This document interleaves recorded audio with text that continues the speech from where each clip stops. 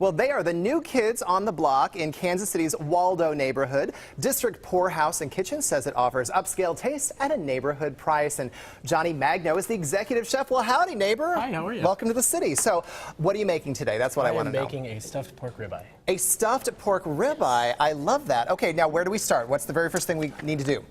First thing we need to do is cut a hole into our pork. For the stuffing? For the stuffing. For said stuffing. All right, fabulous. So I'm going to gently insert my knife in the end and get that going. Got just it. like that. Okay. And then we'll work on our stuffing. Okay, work on the stuffing. All right. We'll start with some rendered bacon, cooked in bacon fat. Because bacon makes everything better, Bacon, chef. everything. Everything is Everything's better better with in bacon. I think we know that, right? Absolutely. So I'll start with our bacon. Okay. And then add a little bit of butter. You have a lot of butter there. How much? I do have a lot of butter. Okay. This is about half a pound Again, of butter. butter equals better. So far you have me because it's butter and bacon, and I love it so far. So Okay. awesome. So we're cooking shallots now in our bacon and butter. Yum. So we'll get that going. Now, what was the inspiration behind this dish? I was just messing around last year, and I love stuffing things. Stuffed salmon, stuffed chicken, everything.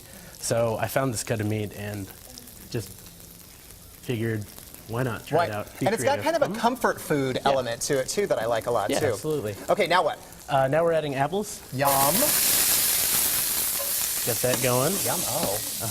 Now, any secret tips that I would need to know when I'm preparing stuffing at home? When you're making stuffing, well, for this pork ribeye, we're stuffing it. The juices from the pork, as it cooks, will naturally hydrate Okay. the bread. Because stuffing can get dry, Yeah, but fortunately when absolutely. it's in the pork, it'll be fine. Okay, good. Cool. Now we're adding some apple cider vinegar Ooh, smells good. and a touch of honey. Yum. Just a little bit. Yum, yum. Okay. Now, you decided that you wanted to stuff this because you like stuffing things? Or, I mean, why not just grill it? Why stuff it and do what you do? Well, we're going to sear the pork chop right now. Okay. When we sear the pork, it locks in the flavor and holds in all the moisture. All right. Rather than grilling it, you lose all the flavor. Some of the natural juices just... It's just like a quick, in the grill. it's just, okay. Yeah, absolutely. All right. All right, so we're working on our stuffing, and we're going to add some there's your bread, French baguette. I noticed you brought we got a bunch of bread. From farm to market. Keeping it local, chef. Yeah, keeping it local. Keeping it local. Good enough. Definitely. So our stuffing is almost ready. It's actually ready right now. Yum. That looks good. So we're going to turn that off, let that cool completely. Okay. And we're going to take that and stuff it into our ribeye. Okay. And when that's done, going to take it, season it with salt and pepper. Okay, so there's one that you've already stuffed? This okay. one, I already stuffed this one. Split this open so I can see it. Check it out.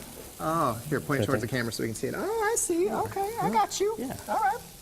So, And did you say you put a little rosemary on top? rosemary, sage, oregano, and thyme. Yum. Okay. And then that is what, this is after you've seared it, right?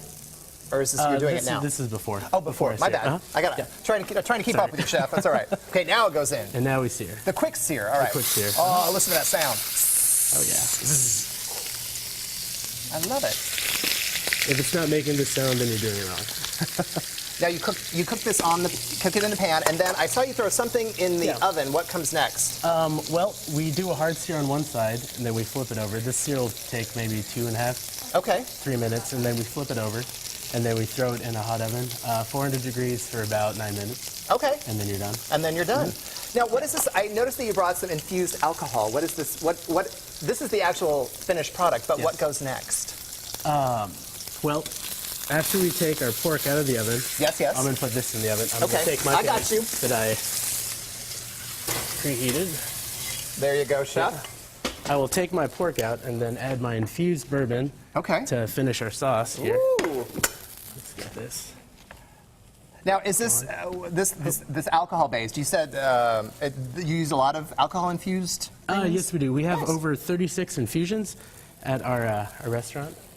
Love it. All right. Apple. We're using apple cinnamon bourbon today, but we also have a pecan brown sugar bourbon. Yum. And I have got my fork. I am ready to go. You guys have been open, what, like a month? 32 days, actually. Who's counting, right? Okay.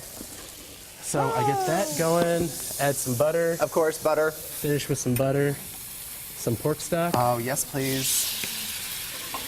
I'm getting hungry. Okay. A little bit of fresh herbs. I love it. I love it. Okay. Well, listen, you were kind enough to share part of the recipe with us, so that's outstanding. So we're going to have that on our website later. Okay.